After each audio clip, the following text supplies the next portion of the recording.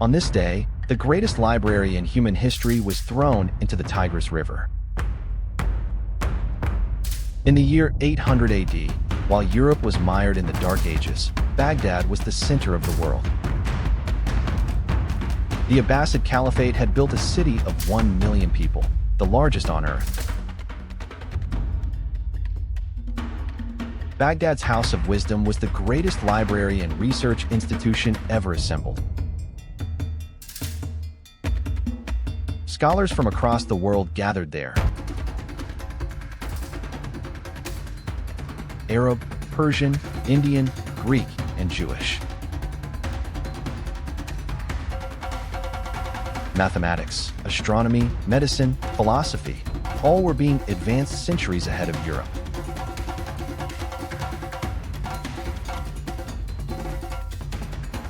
The number 0 was formalized here. Algebra was invented here.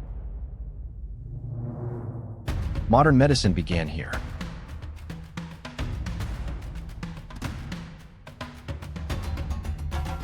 The works of Aristotle, Plato, and Ptolemy were translated and preserved from destruction. Without Baghdad, the Renaissance in Europe might never have happened.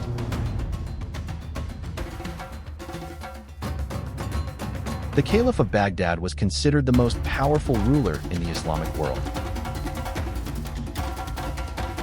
The city had canals, hospitals, observatories, and a sophisticated water system. Its markets sold goods from China, India, Africa, and Europe simultaneously. For 4 centuries, Baghdad was the beating heart of human civilization. Then the Mongols came.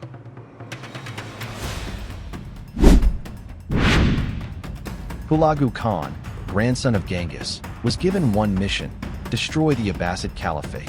He assembled the largest Mongol army ever deployed in the Middle East.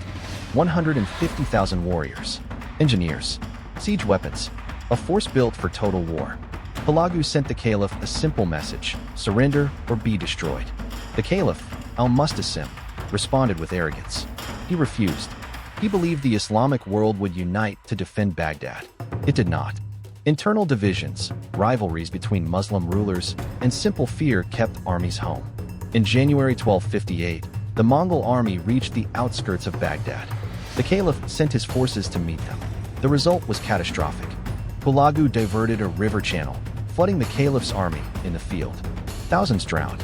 The remainder fled back to the city walls. Baghdad was now surrounded. Every road blocked. Every escape cut off. The greatest city on earth was alone, besieged, and waiting for what came next.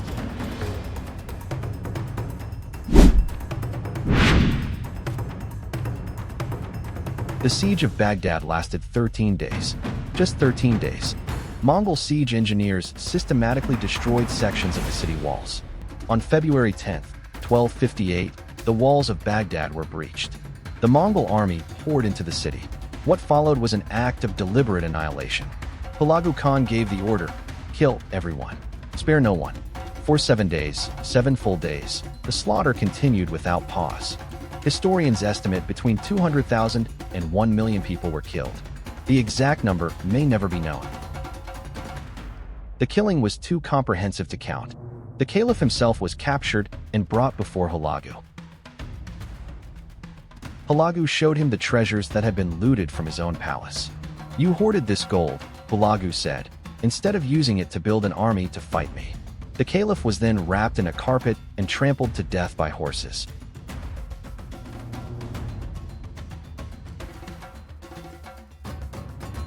The Mongols believed royal blood must not touch the ground.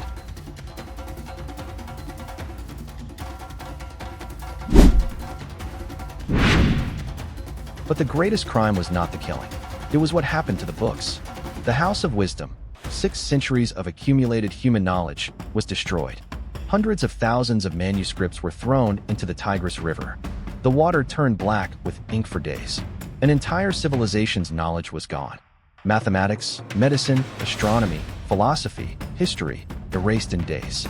Scholars who had dedicated their lives to knowledge were killed alongside common people. We will never know what we lost. Some knowledge was certainly never recovered. The Islamic Golden Age, the most intellectually productive era in medieval history, ended that week.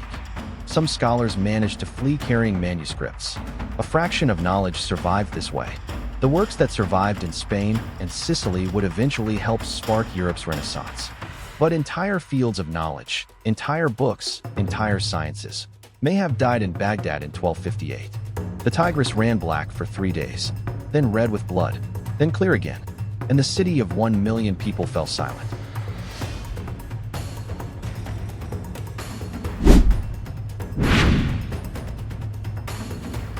The fall of Baghdad in 1258 is considered one of the most catastrophic events in human history. It ended 5 centuries of the Islamic Golden Age in a single week. The Abbasid Caliphate, which had lasted 500 years, ceased to exist. The Middle East would not recover economically or intellectually for centuries. Some historians argue the region has never fully recovered from what was lost. The Mongols themselves were eventually changed by what they conquered. Hulagu's successors converted to Islam. The destroyers became the defenders of what remained. The Mamluk Sultanate of Egypt, the only power to ever defeat a Mongol army in open battle, stopped the Mongol advance at Ain Jalut in 1260, just 2 years after Baghdad's fall. Egypt became the new center of Islamic scholarship. Cairo replaced Baghdad. But the scale of what was lost in those 13 days remains almost impossible to comprehend. 6 centuries of humanity's greatest intellectual achievement, destroyed in less than 2 weeks. Baghdad is remembered today, but the books that burned are remembered by no one. Subscribe to SG Nova Facts, history that will change how you see the world.